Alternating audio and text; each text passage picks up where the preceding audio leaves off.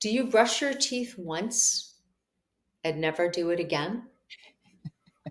That's a good one. If you work out or go to the gym or take a class or run or lift weights, do you do it once? Life is managed care. If you want to feel good, think good, and bring in the good.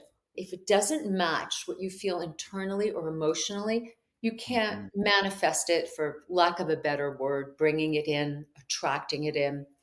You cannot change what you don't know, right? If you don't understand the negative thinking that's tripping you up, that's creating patterns, that's constantly replicating in your life, then what is change about? You need to know what it is you're wanting to change. Where do you feel like you're not enough? Which is really your stinking thinking, right? I need to learn how to feel that I'm deserving, feel that I'm enough. Change I is like that. possible. If you think you can't, you actually can.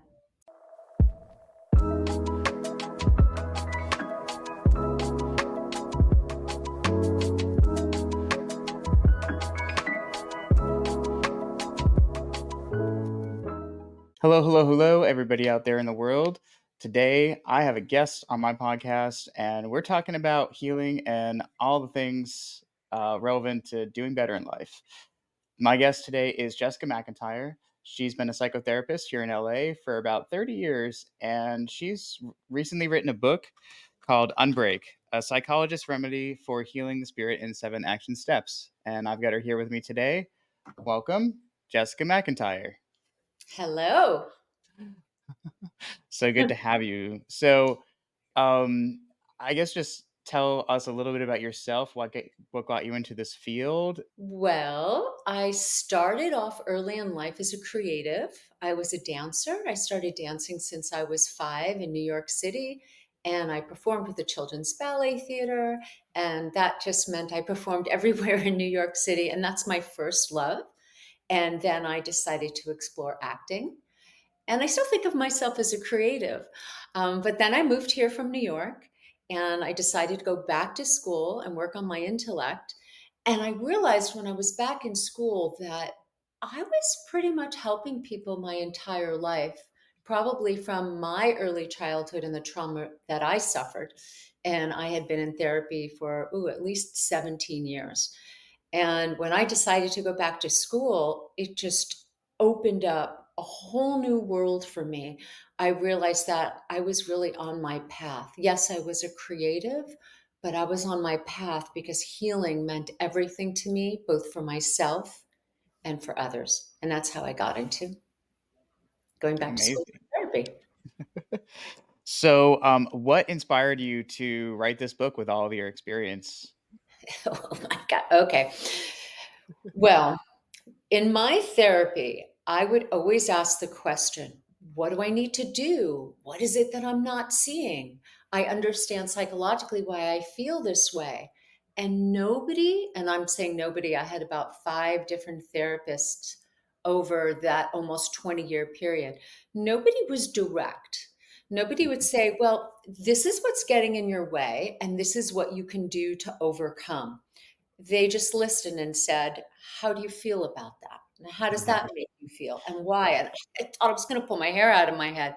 So when I finally went to school when I was 29, it answered some of my questions. And I thought, why isn't the person on the other side receiving therapy getting treated intelligently and maximizing that money and time that they're spending? So I made a vow right then and there I would do things very differently when I was going to practice. And so my people would come to me and say, I don't understand.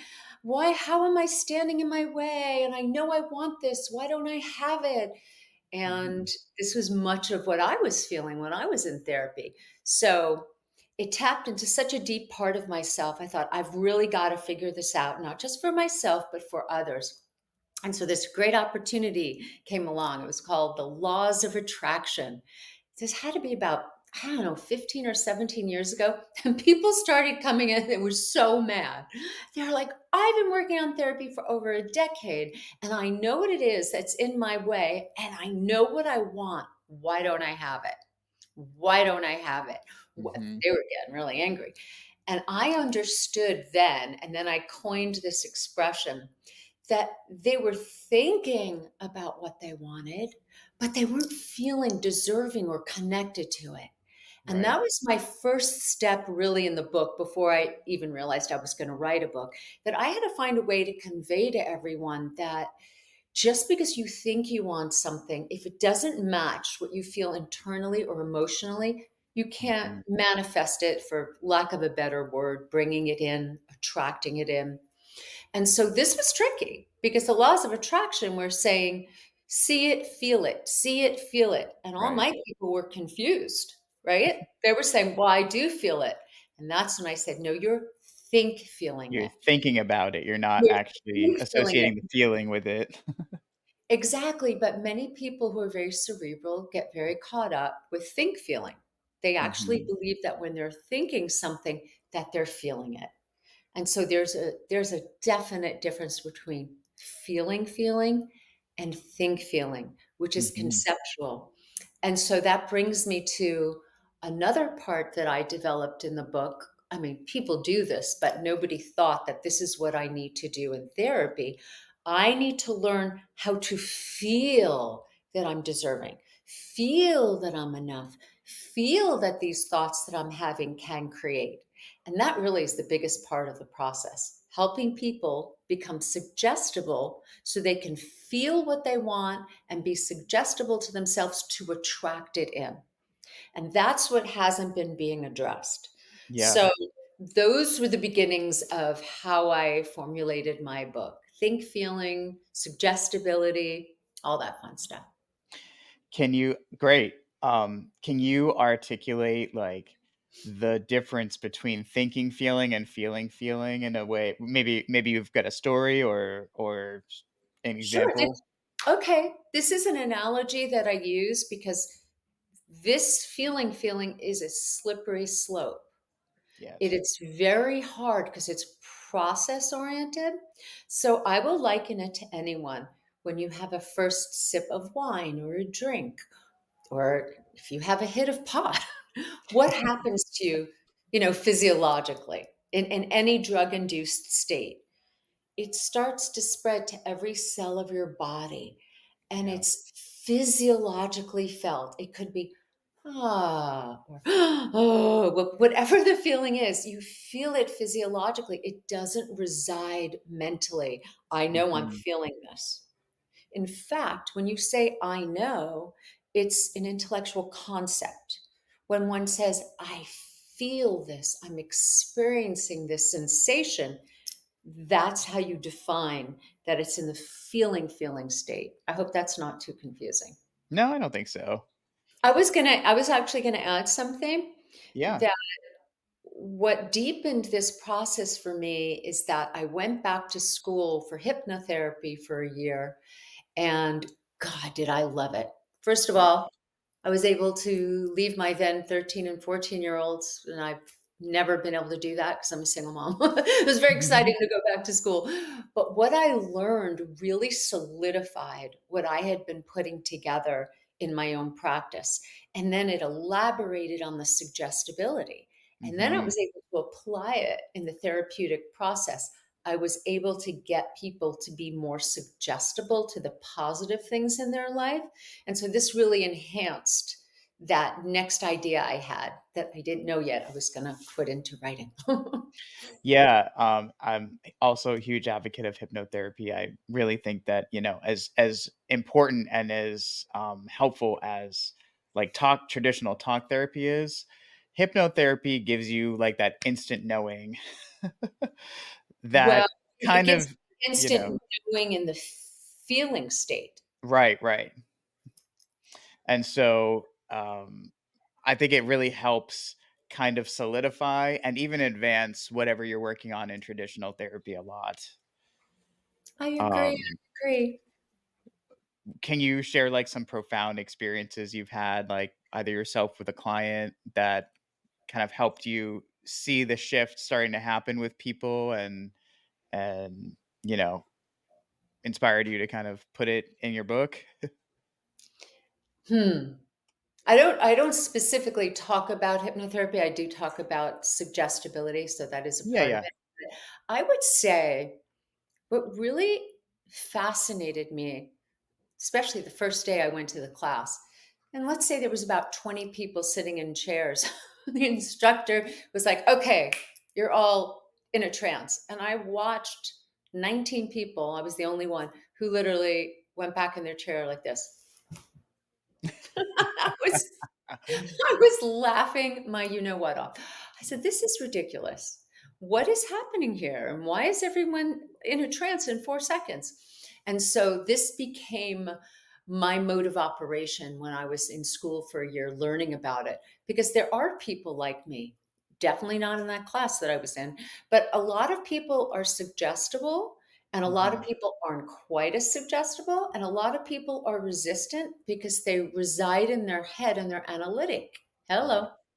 Hello. This was but this was such great news, because if I could learn how to deal very much in training, like with psychotherapy, if I could learn how to deal with the toughest customer, which was like Mhm. myself, then Yep. the suggestible people were going to be so easy. And they were. Totally. They would come in and I would say, one, two, three, whatever I did. And they were there. And then there were those like me, which really made me work hard, which gave me such a sense of satisfaction. Because here's the truth, everyone could be hypnotized if you look at hypnosis as a way to open yourself up to be suggestible to what you would like to feel. Hmm. All of us know what it's like to be in a suggestible state of what we don't want to feel, the Right. negative things, the fearful things.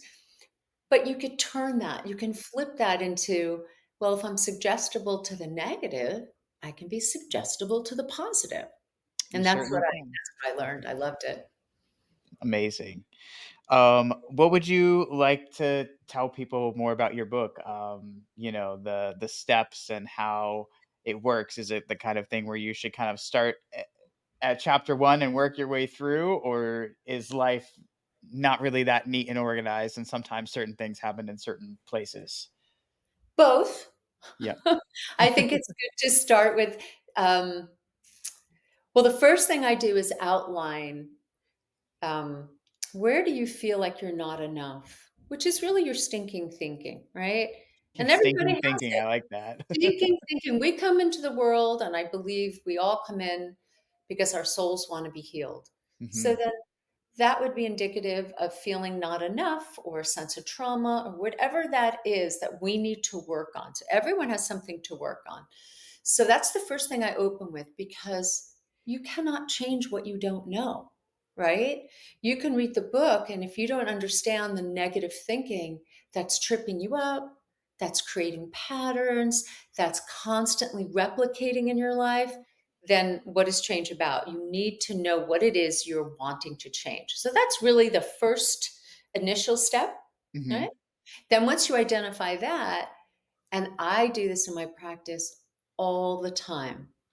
I learned through the hypnosis and the psychotherapy and all the years I was doing it that some people were getting better, which simply means they were overcoming their stinking thinking and learning to feel positively, and they were having positive outcomes, career, Right. relationship, money. And I was just like, wow, they're such a better, patient than I ever was. They're doing this so quickly. Why was Yeah. I so slow? Why is that person so slow? And so, what accumulated over time is that the people that were authentically suggestible in the room with me, that were really open Hmm. to receiving the information, feeling it, not feeling it, they were just speeding along. And the Right. people that us therapists like to call resistant, the people who were moving slowly, I mean, painfully slowly, were pushing out. And look, I was one of them. So they're my favorite people. It Yeah. challenges me, but I mean, I was slower than molasses. So that resistance to not being suggestible, that was being highlighted working with people. So I'm like, okay, I have to come up with a way to make those people that are more resistant suggestible. So, what I do in my office all the time is have people do that deep breathing with me, that special diaphragmatic breathing, which means you have got to exhale. And these people that were resistant were not exhaling. They were Yep. highly anxious and they were breathing shallowly, Taking very shallow breaths shallow and breath, and it's right here, yep, right? yep. It's right here. None of it's down here. It's all up here. Yeah. Exactly. And they didn't even know it. And so I would point out to them, I'd say, hey, see how you're breathing up here and your shoulders are Yeah. moving? And they'd be like, yeah, Yeah. I breathe like that all the time. You're like, "Well, that's the problem, sweetheart." Exactly. Exactly. But without saying that, I'd say, let's try something different. So we do it together and we breathe in through our nose and we exhale elaborately through our mouth. Very important to exhale through the mouth. Mhm. And it's been proven that when you exhale through your mouth, you tap into what's known as the vagus nerve. And the vagus nerve scientifically works as a relaxant, it works like Mhm. an anti anxiety. So, here, with this scientific factual information, I would work with people in the room doing the breathing several times, if not for at least 3 minutes, get their breathing more corrective. And of course, they'd start yawning. And by the way, Mhm. when you start yawning, it's because you're um, recalibrating the oxygen in your brain. When you're highly anxious, you're not exhaling, and therefore your homeostasis stasis of breath is very shallow, right? Mhm. So I do this in the room first, and then with all the techniques from hypnotherapy, and I think you did a little of that, so you know. Yep. And you're looking for that, right? You're looking for that. Yep. There's there's certain things that I will wait for when I know I've got them. And what I mean by I've got them, I mean they're suggestible to themselves positively, and they're Right. going to take in what I'm going to say. Not perfectly, but better than the nope, I can't change my thinking. You don't understand. I can't. And I hear Yeah. that all the time. And I understand it. I felt like that too. So I completely get it. So that step in the book is critical. Knowing that negative voice, that stinking thinking that's controlling your life and replicating patterns versus that suggestible, open, physiologically relaxed state. That has to come first. So, yeah, that step of the breath, that really does have to come first. And then the other 6 steps, you could just mix it up in Yeah. order, if that makes sense, that the breathing is first. 100%. I think finally now, I mean, I think even in your field, people were so focused on talk therapy, they were less focused on the nervous system and the physical aspects of getting control over your mind, which, as I was taught pretty early on in therapy, getting control over your body is actually the fastest way to control your mind, controlling Yes. your nervous system and getting to that state that you're talking about, being open and suggestible to embrace whatever may come, whatever instruction may be next or whatever life event is happening next. It's not that your life magically becomes easier and you start making strides. The life events are becoming easier. You're just reacting to them differently now. And That's key what you just said. You're yeah. reacting differently because you're not reacting like a deer caught in the headlights. You're not going, and the The minute panic and the dread and panic, negative state trance, then all those negative thoughts come. That's what we feel. That's the feeling, the negativity. And then that energy goes out there and then we bring it in and it loops in like that. yeah. So got to break that. So yeah, Ashley, about 10, 15 years ago, I started to do the breathing. People would be like, people would leave and say, God, you're so woo woo. And I'm thinking, actually, it's so scientific. It's very scientific, but I I know, feel but I like didn't know how to address it back then. I didn't even know about the vagus nerve. I just knew that the people who are more suggestible were doing and responding differently physiologically and emotionally than the people who were anxious and breathing shallowly. That's all I Yeah. knew 15 years ago. So you could see it took a while and I had to expand my knowledge. So the book addresses that right at the gate. I mean, you have to physiologically change your state if you want to change your thinking. Body Mhm. first, then mind. And Yeah. yes, the body mind connection is intrinsically, in tune with one another. Right. However, when you observe people trying to change what they think by shoving in something else when they're anxious, it- that makes people more resistant and more upset Yeah. because you can't change your thinking that way. You know, it's like a negative. No, because whatever is coming up for a reason, so if you just try to shove other thoughts on top of it, you're it's not gonna work that way. But it's more than that. This is key. It's actually more than that. What happens when you're in that negative state with your internalized negative dialogue and you're trying to shove something good in and you really think you think you're doing it, you have a more negative response. Well, see how awful I am? I can't do it. This doesn't work. This is BS. You because you're in that negative state trance, if you try Right. to enforce the good, you get more negative. So I kept observing this going, huh, okay. So that's why the prerequisite to changing your thought is changing your physiology. You could still push it out, but it's Yeah. going to be more contemplative. You're going to say, I don't know, as opposed to, nope, not working. Yeah. Right. You'll be, perceiving more than judging, I guess. Yes, that's such a good way to put it. Yes, Yeah. you'll be able to perceive and feel more than think you're feeling what you want and then frustrated that you're not manifesting it or attracting it, right? Right. Right. So I'm going to say that this is probably, if not the most important thing about my book. And really to help people who come to me and say, my therapist, 20 years, and I didn't learn anything, and I didn't really change or grow, and therapy is worthless.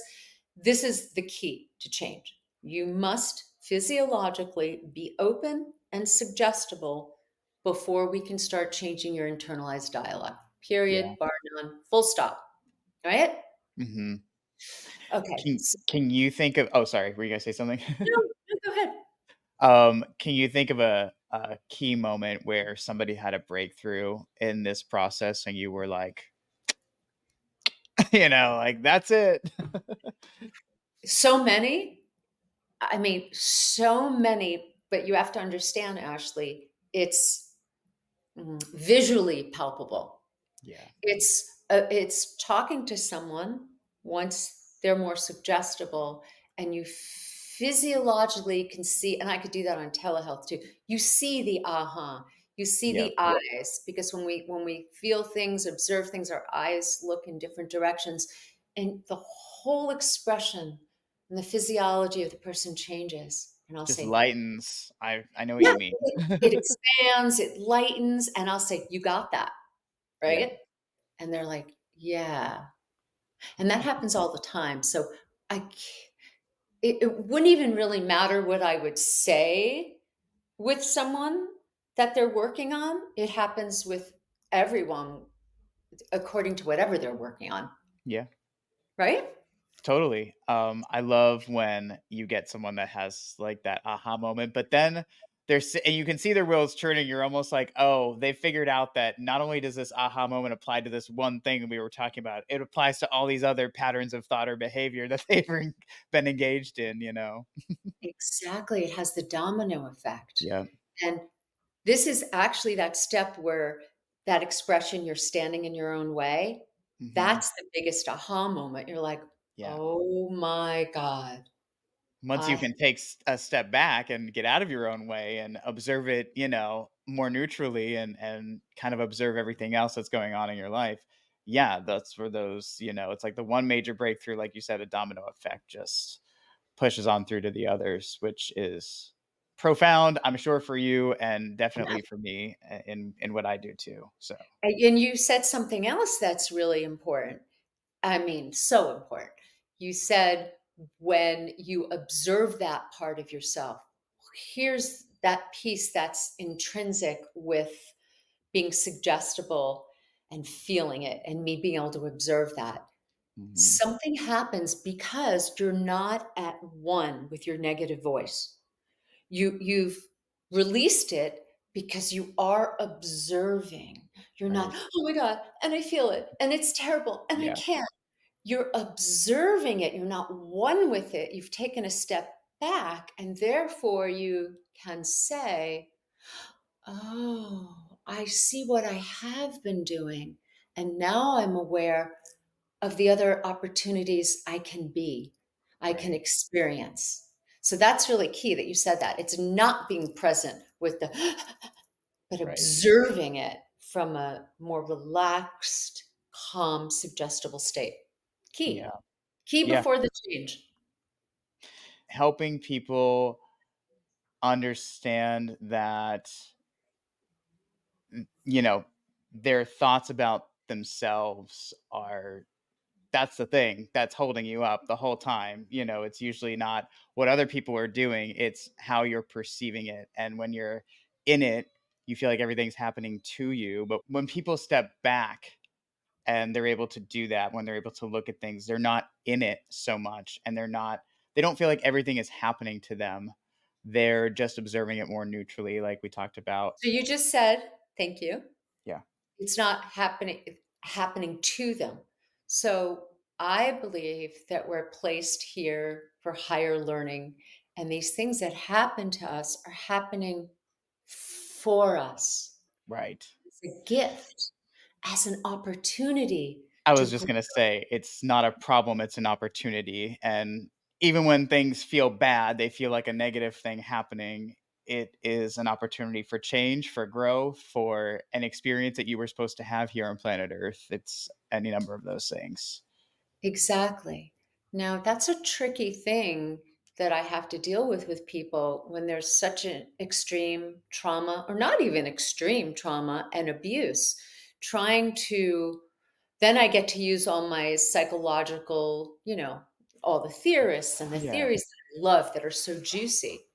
Once I get a person suggestible, I can explain the theory as to why they feel like that and how and educate them, which is really important. People really, really, really need that. I know that's what I wanted.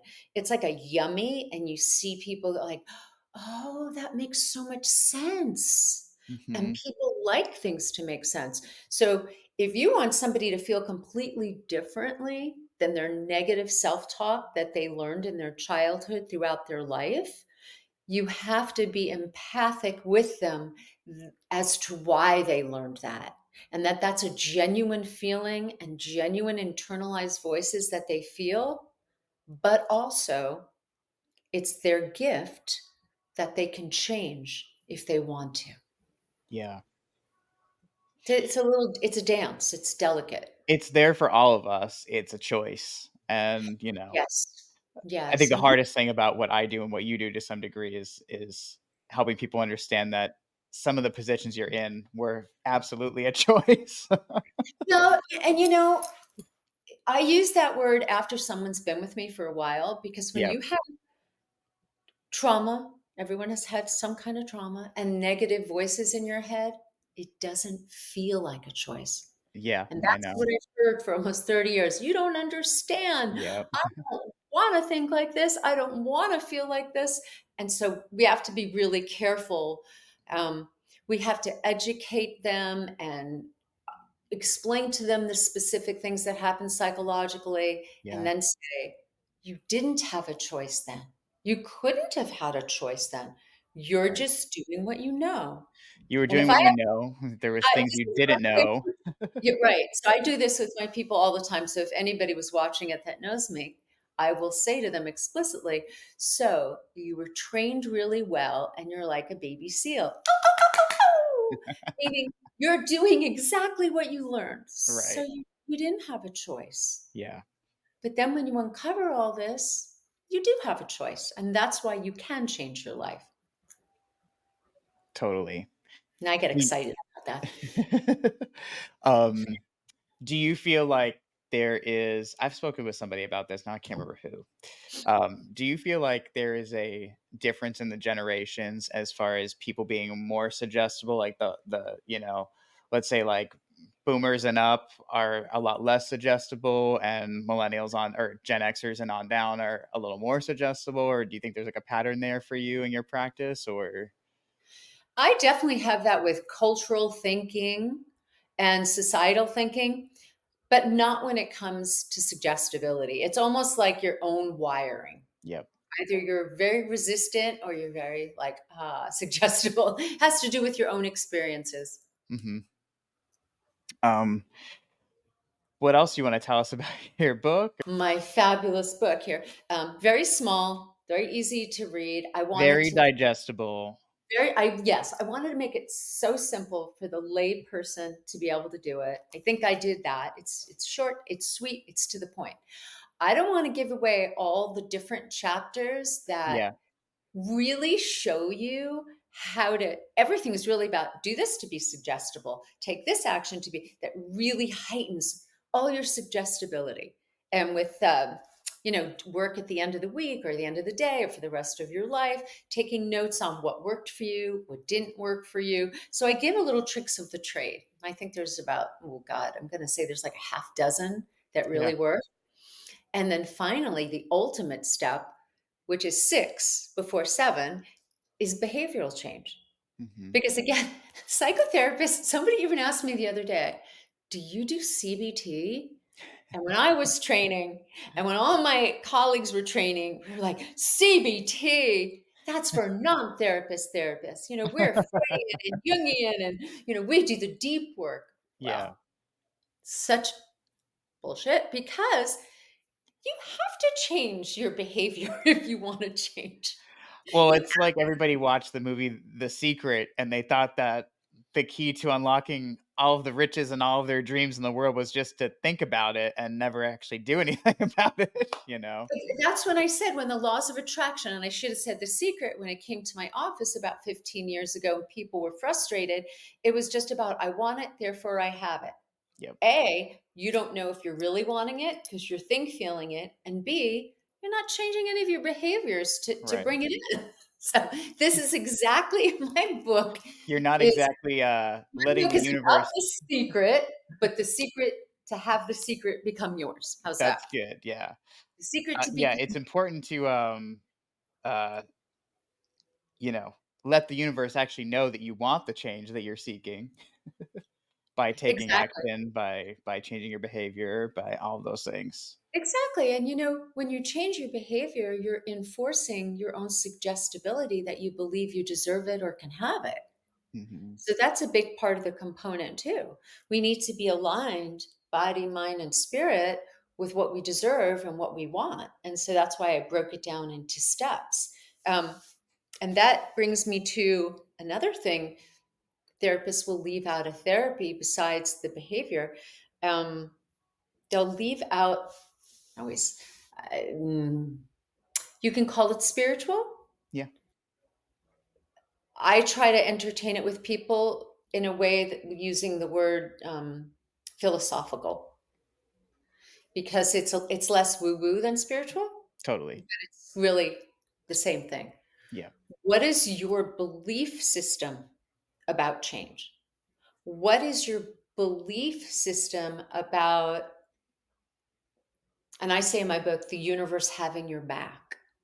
Because when people truly feel shame and they don't feel worthy, they don't believe that my mother, my father, go down the list. Nobody had my back. Yeah. And when you believe that, no matter how hard you try to change your feelings, your behavior, if that's consistently the story that's running the show, I don't deserve it. No one has my back. I'm going to fall flat on my face. Then you're going to keep You're gonna replicating keep your patterns. getting that. You're just gonna keep getting it, and it's my job to see when someone's doing that. So it's the physiological, it's the philosophical, it's the emotional suggestibility, and it's the behavior. Y Totally with you. Of Do course you you are. have Of course you are. We've talked about all this before, but, h what could you tell people who are, they're doing it, like, they're taking the actions, they are doing the work, but they may not be 100% there, but they're really working hard at it. But as you know, sometimes Rome isn't built overnight. The magical change doesn't happen overnight. What is something that you would say to somebody who is taking the steps, but isn't quite 100% there yet and just is struggling with I guess The difference. feeling the difference, feeling encouraged to keep going because it's a struggle still. I get I think that. that's the phase of change where you're working, working, working, and results don't always happen overnight, of course. But They sure um, don't. yeah. They certainly don't. Sometimes they take years. And, I always tell people that, True. like, sometimes just because this is your plan, it doesn't mean that the universe doesn't have an even better plan for you that you don't even know about. No, so I tell people to uh, not assume that you're always right about what's best for you. But I don't know what you can offer or say, or what you would say to someone in that situation. Well, this is something I say to everyone when that comes up. Do you brush your teeth once and never do it again? That's a good one. If you work out or go to the gym or take a class or run or lift weights, do you do it once and think, The once workout isn't gonna do much for you. Well, exactly. And then I say, life is managed care. Think of all the things that you do. You get up in the morning, you do brush your teeth, you make your bed. We have rituals, and it's management. It's something we don't just do once, we do it all the time. We don't even think about it. We habituate to it. So too is this process. You have to be under managed care, like with like good vitamins, healthy eating. You won't do it perfectly all the time. You may not feel amazing all the time, but you need consistent managed care if you want to feel good, think good, and bring in the good. Yeah. Totally. And like you just touched upon it, that not every day is going to be perfect. You're going to have some days that are better than others.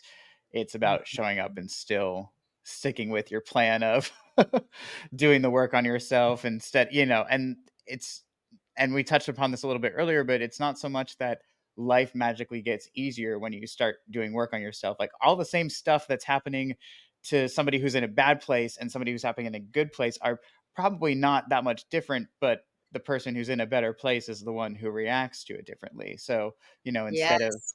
curling up in a ball and turning off your phone or freaking out or whatever is going on, you Yes. take 5, take a deep breather, as we've also discussed, and, calm yourself down and not be so reactive or whatever's going on, you just react differently to it. Absolutely. And to that point, when I get this all the time. Oh my God, I've totally regressed. I'm back to square one. It's my job, if it's true, and it generally is, to point out you're not back at square one. Yeah. Sometimes things happen in life, all the ingredients hit at once, the band aid is ripped off, and you feel your wound and you Mhm. start, listening to the negative voices. However, that's micro regression. That happens to all of us with those right ingredients at the right time. Everyone, It everyone. happens to everyone. But my job is to say, let me show you, and I will bring up things that they said and shared, show you how differently you think now and how Mhm. differently you're responding now. Even though it feels the same, you're actually responding to it a little differently. It just takes time to feel that full body change. And you know what? We'll all go back there. People think, you're one and done. You have learned to have this corrective thinking, and then life is magical, and you'll never feel it again. You'll never Yeah, have that same issue or internalized struggle. And yeah. I say to anyone who ever comes in and says that, people are lying to you. You're Yeah. always going to be able to connect to that trauma, that upset. And you want to, because then it shows you how far you've come. If you annihilated that trauma and that thinking, then you wouldn't feel so good. Right. You'd have nothing to measure it against because everything is dualistic in our world. Yeah, I mean, So if we lived in a world where nothing bad ever happened, or we never experienced stress, or, any of that, or we didn't have to work to support ourselves to live in a house and do all the things on this planet, we wouldn't know what a bad day feels like versus a good day. We would just be. exactly. And being able to show the contrast really helps people realize, oh, I have changed. I'm feeling terrible right now, but I could see that it actually was different than the Right. first 1,000 times I felt terrible, or 10,000 million times that they felt terrible, to be more precise. And it's one of those things where I tell myself even, um, just you have a bad day, you don't react the way you probably should have. Forgive yourself. Don't forgive yourself and keep doing the same thing over and over again, but forgive Right. yourself enough to give you the space to improve and reflect and all of those things. Yes, and sometimes, you know, when you're accustomed to having negativity be your best friend, as crazy as that sounds, you would be surprised how large percentage of the population thinks negativity and depressing thoughts are their best friends. But Yeah. sometimes we will go there. And you know what? I know when I catch myself, I'm like, I just want to feel it. I'm going to give myself 8 hours and then I'll use all my tools. And of course, the minute you say that, you know, 5 minutes later, it's like, okay, All right, just, I'm over it. yeah, right. You just give yourself permission because Yeah. that's important too. It's not about la, la, la. I always feel good and happy. You Happiness, can't tune out your feelings. I mean, you can't tune out your feelings. And happiness isn't a constant. I'm always doing this myself because I walk the walk as I assist people. It's important to understand that happiness is something you glimpse. Mhm.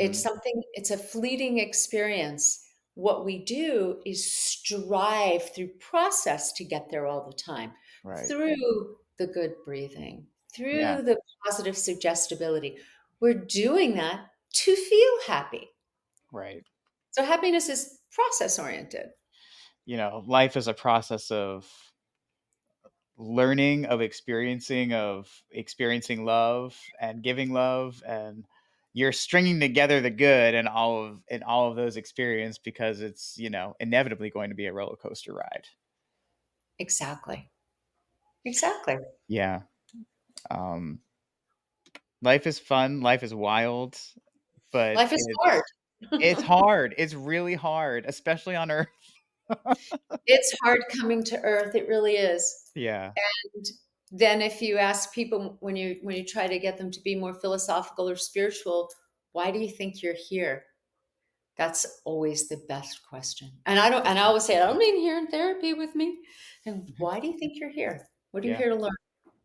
It's always provocative. And it's a good opener for leading someone down that road of the bigger things. Yeah.